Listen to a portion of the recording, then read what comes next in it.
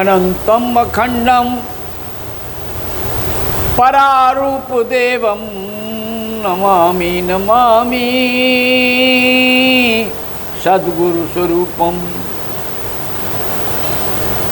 परमहंस रूपम महाहंस रूपम नमामि नमामि सद्गुरु स्वरूपम। जीवन में उस परम आनंद की प्राप्ति के लिए जीव को अनेक प्रकार की साधनाएं करनी पड़ती हैं, कहीं दुख की कहीं सुख की, जो जैसी करना चाहता है कर ली। जीवन ही तो है,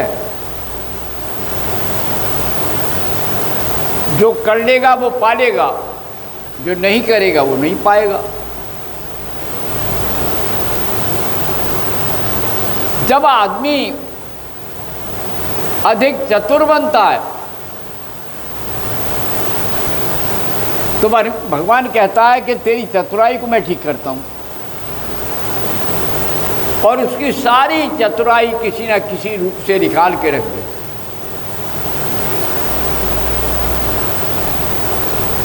और अगर भगवान के सामने भोला सरल आनंद में दीनहीन न हो करके केवल आत्मीयता की तरफ प्रार्थना करता है तो फिर और ही आनंद आता है। आचार्य वल्लभ बैठे हुए थे, एक अंधा एक तारा लिए गा रहा था।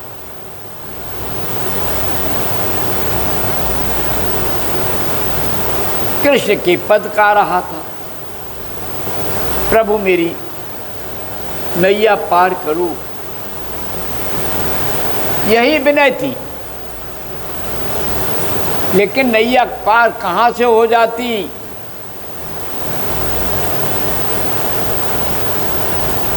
नैया पार तो तब होती है जब सद्गुरु की कृपा मिलती है।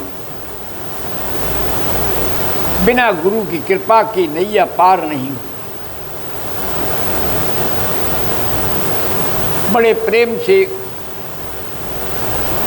उस व्यक्ति ने अपने जीवन को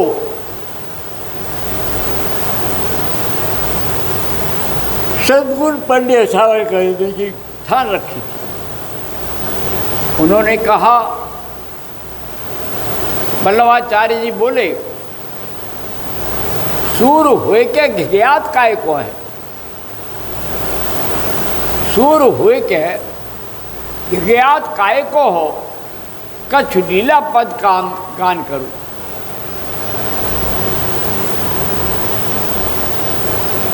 सूरदास के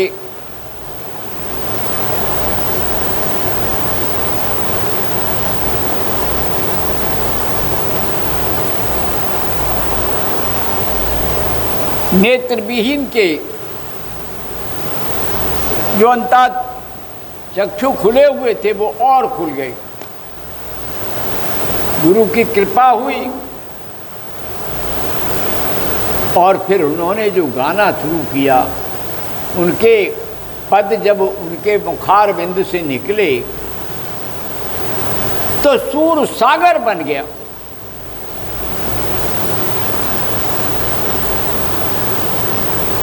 बारे धन्य गुरु, जरा स्पर्श करके सारा कुछ खोल दिया वल्लभाचार्य जी ने, और अष्टछाप के कवियों में सम्मिलित हो गए सूरदास। बड़ा आनंद आया। ऐसे ही महात्मा तुलसीदास राग अनुराग में डूबे हुए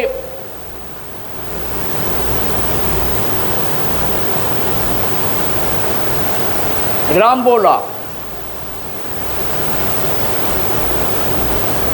रत्ना के प्रेम में अंधे थे।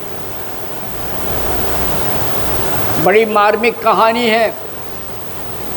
नदी उफान में थी, मुर्दा पर बैठ कर के नाव समझ के कि रत्ना ने मेरे लिए नाव छोड़ दी होगी, उससे वहाँ पहुँचे। वहाँ एक सर्प लटक रहा था छत से नीचे, उसको समझ रहे कि रस्सी डाल दी है, उसे पकड़कर छत पर से घर में उतरे। ज्ञान ज्योति रत्ना मेरा एक नाटक भी है। बड़े प्रेम से विनय के साथ उनसे बोली,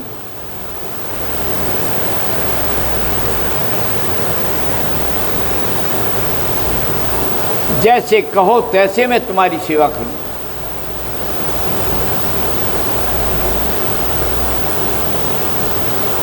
लेकिन जितना मेरे शरीर के चमड़े से प्रेम है, इतना प्रेम अगर तुम्हें भगवान से होता तो क्या होता।